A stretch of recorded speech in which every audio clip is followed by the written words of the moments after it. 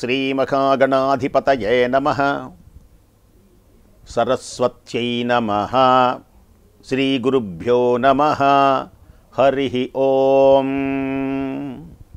హే గోపాలక హే కృపాజలనిధే హే సింధుకన్యాపతే హే కంసాంతక హే గజేంద్రకరుణాపారీణ హే మాధవా హే రామానుజ హే జగత్రయగురు హే పుండరీకాక్ష మాం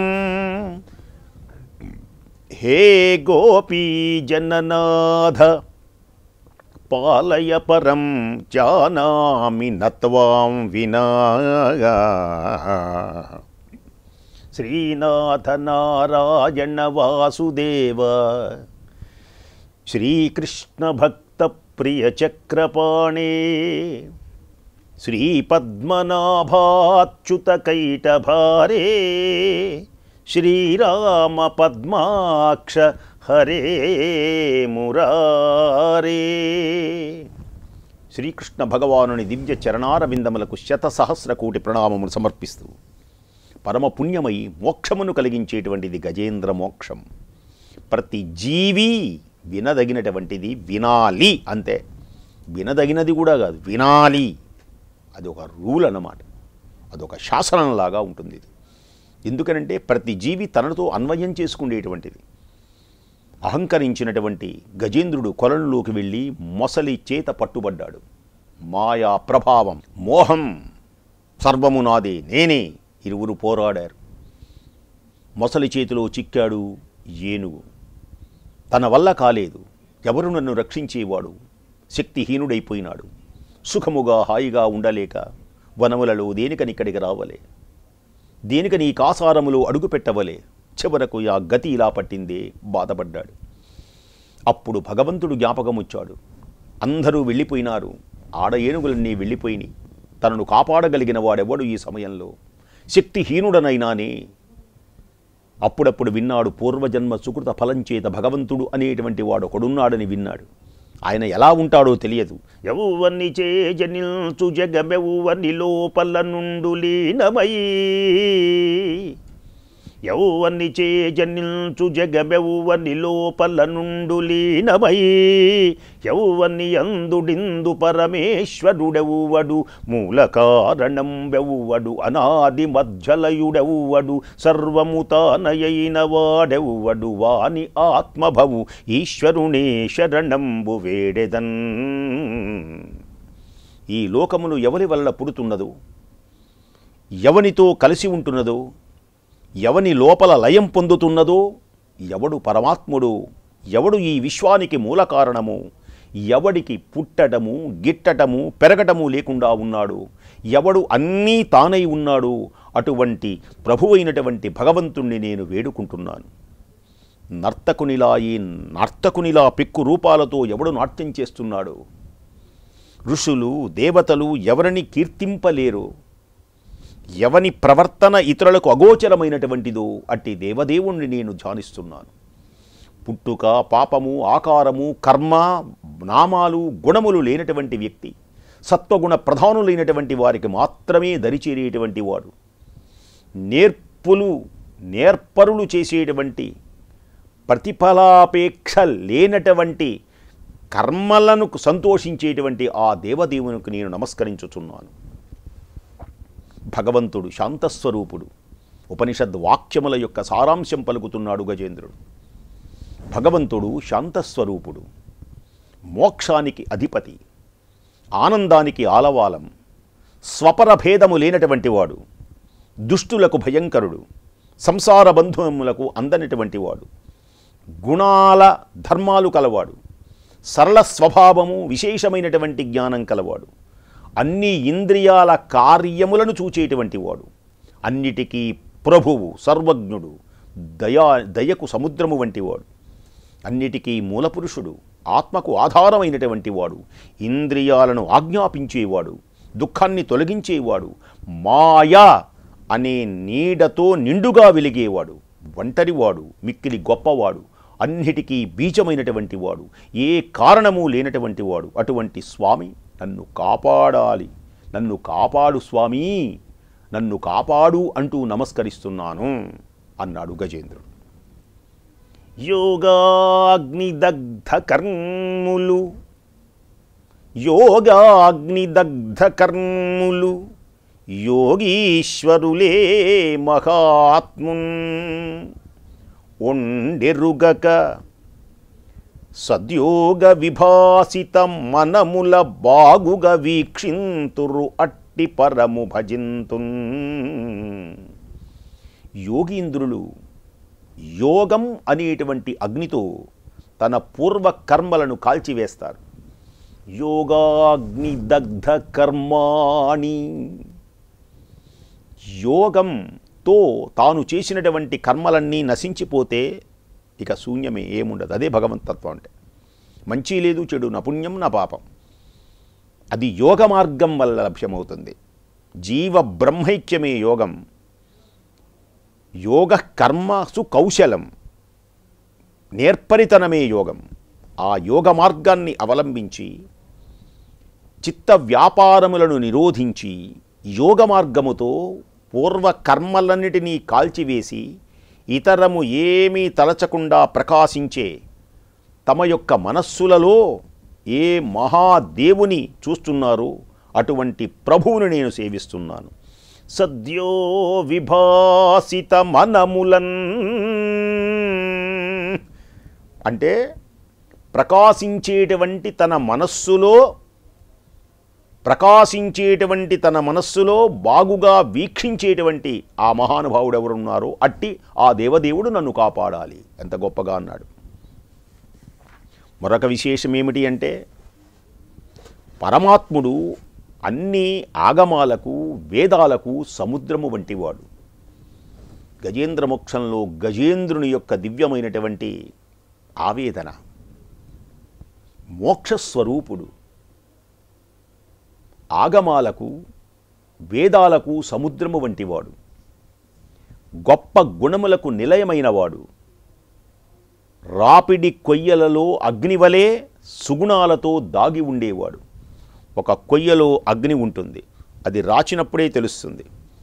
అలాగే ఒక చెక్కలో దాగి ఉన్నటువంటి అగ్నిలా తనలోనే సుగుణాలు దాచుకునేటువంటి వాడు, తమంత తాముగా ప్రకాశించేవాడు, గొప్ప మనసు కలిగినవాడు, ప్రళయము సృష్టిని నడిపేటువంటి వాడు, నా వంటి దిక్కులేని ప్రాణులకు పాపాలను శమింపచేసేటువంటి వాడు, అందరిలో ఆత్మయై వెలుగొందేటువంటి వాడు, నాశనము లేనటువంటి వాడు, పూజింపదగినవాడు, భార్య పుత్రులు ఇల్లు పశువులు అనే వాటిపై ఆసక్తి కలిగిన వారికి అందనటువంటి వాడు. నాది నాది అనేటువంటి భావన ఉన్నదే వాళ్ళకు అందడు. నీది, సర్వము నీదే, సకలము నీదే అనేటువంటి భావన భగవంతుని మీద భారముంచినటువంటి వాడి కనపడతాడు. అటువంటి దేవదేవునికి నేను నమస్కారములు చేయుచున్నాను. అంతేకాక భగవంతుడు ధర్మంపైన, కామంపైన, ధనంపైన ఆశలు విడచిన పండితుల పూజలు అందుకునేటువంటి వారు. భగవంతుడు ఎలాంటి వాడు అంటే, అన్నిటి మీద ఆశలన్నీ విడిచిపెట్టాలి. ధర్మము అన్నీ నీవే, కామం పైన, ధనం పైన ఆశలు విడిచి పండితుల యొక్క పూజలు అందుకునేటువంటి వారు కోరుకున్న ఉత్తమ వరాలను ఆ మహానుభావుడు అనుగ్రహిస్తాడు. అన్నీ విడిచిపెట్టి నీవే తప్ప నితప్పరం వెరుగ మన్నింపందగున్ దీనుని అనబోతున్నాడు. తర్వాత అనన్యాశ్చింతయంతో మాం ఏ జనా పర్యుపాసతే తేషాం నిత్యాభియుక్తానాం యోగక్షేమం వహామ్యఘం. ఈ శ్లోకములన్నీ ఉపనిషత్తు భగవద్గీతలో ఉంటాయి. అసలు వీటి తాత్పర్యాలని, అందుకనే భగవద్గీత ఎప్పుడు చదువుకోవాలి. సరే, గజేంద్ర మోక్షం వినండి. ముక్తులైన వారు ఆనంద సముద్రంలో మునిగిన మనస్సులతో ఆయనను నిత్యం ఆరాధిస్తూ ఉంటారు. పరమార్థాన్ని చింతించేవాళ్ళు ఏకాంతంగా ఆయన పవిత్రమైనటువంటి చరిత్రను పాడుతూ ఉంటారు. అతడు అందరికంటే ఆద్యుదైనవాడు, కంటికి కనిపించనివాడు, ఆధ్యాత్మిక యోగం వల్ల మాత్రమే చేరదగినవాడు, పరిపూర్ణుడు, మహాత్ముడు, బ్రహ్మస్వరూపుడు, శ్రేష్టమైనవాడు, ఇంద్రియాలకు అతీతమైనవాడు, స్థూల రూపుడు, సూక్ష్మరూపుడు. అటువంటి ఆ మహాత్ముని నేను ధ్యానిస్తున్నాను, నేను సేవిస్తున్నాను గజేంద్రుడు అనుకుంటున్నాడు మనస్సులో. ఇక నేను ఈ మొసలి వైపు నేను చూడలేను, మొసలిని నేను జయించలేను, ఇక నేను నన్ను కాపాడగలిగిన వాడెవడాలు ఆలోచించుకోవటమే. మొసలిని నేను జయించి మరల నేను బ్రతుకుతాననే ఆశ లేదు. గజేంద్రుడు ఈ విధంగా భావించాడు. అగ్నిజ్వాలలను, సూర్యుని వెలుగులను ప్రసరింపచేసి మళ్ళీ శమింపచేసే విధంగా భగవంతుడు తన కిరణాల చేత బ్రహ్మ మొదలైనటువంటి దేవతలను, అన్ని జీవరాశులను, సకల లోకాలను నానా విధములైనటువంటి నానా రూప భావనలతో భేదముతో అనేకమైనటువంటి నానారూప భేదాలతో పుట్టించి లయం చేస్తూ ఉంటాడు. ఆయన మనస్సు, బుద్ధి, ఇంద్రియాలు అన్నీ తానై గుణాలతో అనువర్తిస్తాడు, ప్రవర్తిస్తాడు. ఆయన స్త్రీ, పురుషుడు, నపుంసకుడు, నర, సుర, జంతు స్వరూపుడు. ఇన్ని విధములుగా కాకుండా గుణభేదాలను కర్మకు అతీతంగా ఉంటాడు. ఉండటము లేకపోవటము అనే వాటికి బయలుపరుచుతూ ఉంటాడు. ఆయన ఉన్నాడా లేడా, అప్పుడప్పుడు ఉన్నాడు అని నిరూపిస్తాడు. అప్పుడప్పుడు ఎంత ప్రార్థించినా కనపడడు. ఏది కాకుండానే అన్నీ తానై అవుతాడు. అటువంటి ప్రభువు, ఆ మహానుభావుని, ఆ దేవదేవుని నేను ధ్యానిస్తున్నాను. ఎంత గొప్ప మాట. ఇంకొక మాట అంటాడు ఆయన, కల్లడందురుదీనులయడ, కల్లడందురుదీనులయడ, కల్లడందురు పరమయోగి గణముల పాలన్, కలడందురు అన్ని దిశలను కలడు కలండనెడివాడు కలడు లేడు. ఉన్నాడా? కలడందురు దీనులయడ, కలడందురు పరమయోగి గణముల పాలన్, కలడందురు అన్ని దిశలను కలడు కలండనెడివాడు కలడు లేడు. దేవుడు ఉన్నాడా? ఉన్నావా? అసలు ఉన్నావా? దేవుడు ఆర్తులైన వారి వెంట ఉంటారు. దీనుల కాపాడుటకు దేవుడే ఉన్నాడు. బలయుతులకు బలవంతులకు, బలయుతులకు, బలహీనులకు దిక్కు బలము ఎవ్వడు. కాబట్టి దీనులైనటువంటి వారికి బలము దేవుడే, ఇంకెవ్వడూ లేడు. దీనుల పాలిట దైవము నీవట, అమరుల నేలెడి అయ్యవు నీవట. దీనుల పాలిట దైవము నీవట, అమరుల నేలెడి అయ్యవు నీవట. నిన్ను స్మరించిన లోటే రాదట. కలడు కలడందురు దీనులయడ. దేవుడు ఆర్తులైనటువంటి వారి వెంట ఉంటాడు అని విన్నాను. నేను ఇప్పుడు ఆర్తి భక్తి అంటారు దీన్ని. గజేంద్రుడిది ఆర్తి, మనస్సులోనే ధ్యానిస్తున్నాడు ఆయన. జజాప, జపము కంటే కూడా గొప్పదన్నమాట. ఆయన మాటలు దేవునికి తప్ప ఇంకెవరికీ వినపడవు. ఆయన మనస్సులోనే భావిస్తున్నాడు. ఉత్తములైన యోగుల చెంత ఉంటాడు అంటారు. అన్ని దిక్కులలో ఉన్నావని ఇందుగలడందు లేడను సందేహము వలదు.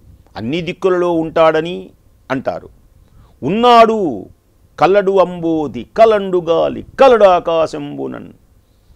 అన్నిటిలో కలడు కలడు కలడు, ఉన్నాడు ఉన్నాడు ఉన్నాడు. మరి అటువంటి దేవుడు ఉన్నాడా లేడా? నేను ప్రార్థిస్తున్నాను, మొర వింటాడనుకుంటున్నాను, మరి రాడే, కాపాడడే.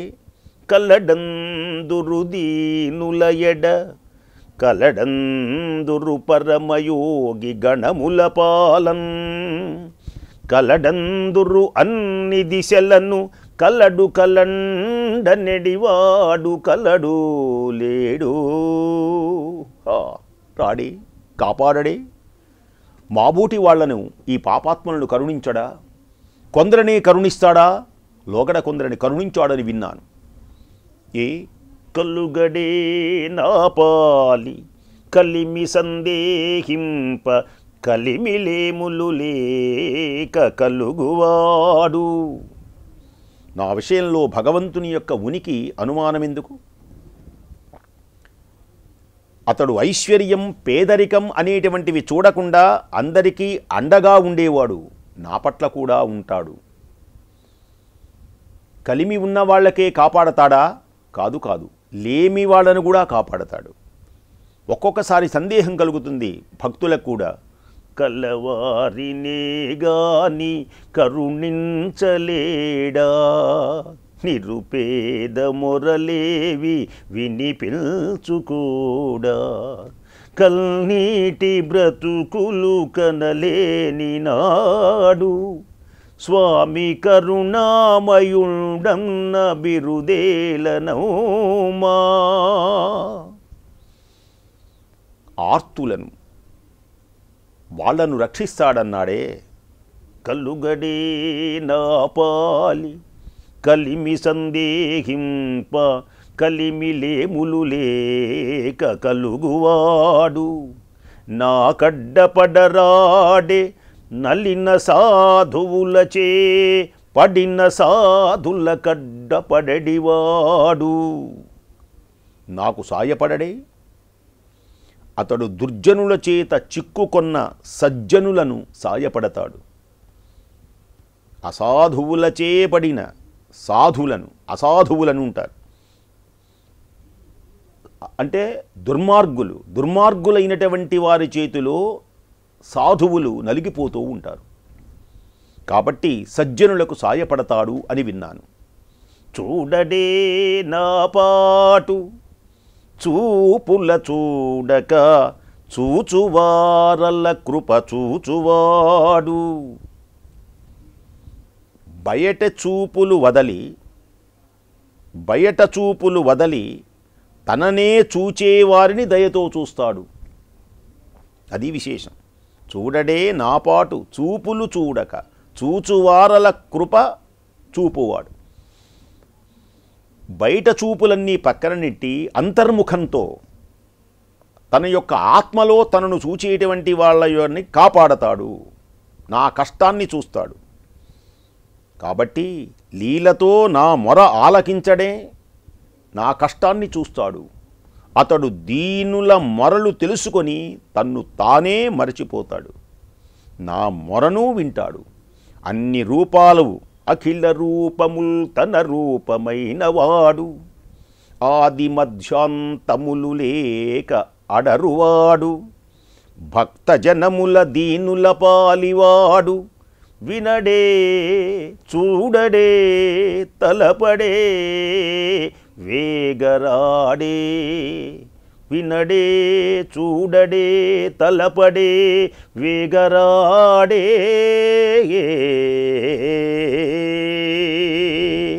అన్ని రూపాలు అతని రూపాలే.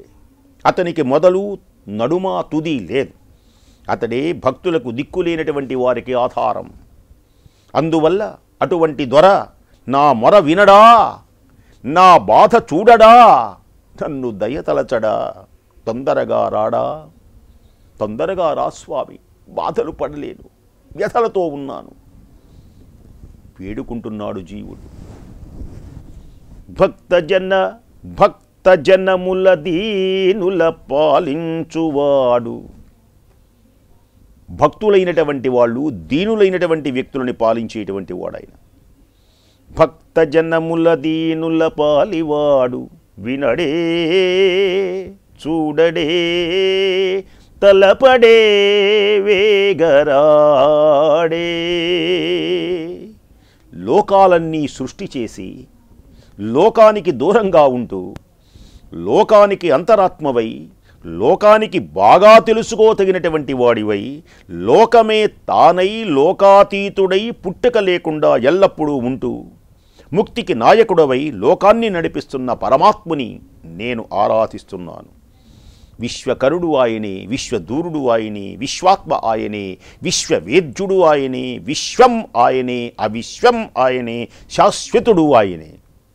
అంటే సృష్టించేది ఆయనే, లోకానికి దూరంగా ఉండేది ఆయనే, లోకానికి అంతరాత్మగా ఉండేది అతడే, లోకాన్ని బాగుగా తెలుసుకున్నవాడు ఆయనే, లోకానికి తానై లోకాతీతుడై పుట్టుక లేకుండా ఎల్లప్పుడూ ఉంటూ ముక్తికి నాయకుడై లోకాన్ని నడిపిస్తున్న పరమాత్ముని నేను ధ్యానించుచున్నాను. ఈ విధంగా తలచి మనస్సులో భగవంతుని నెలకొల్పుకొని గజరాజు ఆ పరమాత్ముని ఊహించుకుంటున్నాడు. ఏదో ఇలా ఉంటాళ్లే అని. ఓపిక పోయింది. స్వామి ఇక మాట్లాడలేను, నుంచోలేను. అసలు ఈయన నుంచున్న కారణం ఏంటంటే ఇప్పటికే నుంచోలేడు. ఊరికి అలా ఆ మొసలి పట్టుకోవటం వల్ల ఆధారంగా నుంచున్నాడు. మొసలి కనుక తీస్తే కింద పడిపోతాడు. ఆ ఏనుగు యొక్క పాదాలు పట్టుకొని మొసలుంది. మొసలి కూడా నీరసించిపోయింది. ఇద్దరు నీరసించిపోయినారు. ఏం లేదు ఊరిక అంటున్నారంతే. బాగా నీరసించిపోయి ఓపిక పోయినటువంటి జీవుడు అంటున్నాడు. ఏమని?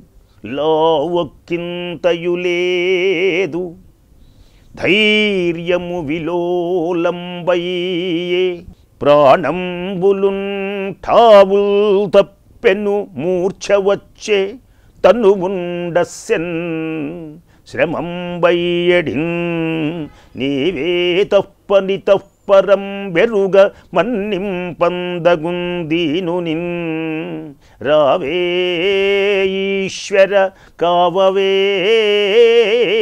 వరద సంరక్షింపు భద్రాత్మకా వేడుకుంటున్నాడు.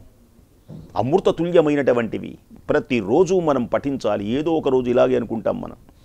కాబట్టి అహంకారాన్ని మాని పరమాత్ముని మీద దృష్టిని నిలిపి ఆ నారాయణుని సేవించే పుణ్య దివ్యమైనటువంటి కథలను వినడం వల్ల మోక్షం కలుగుతుంది.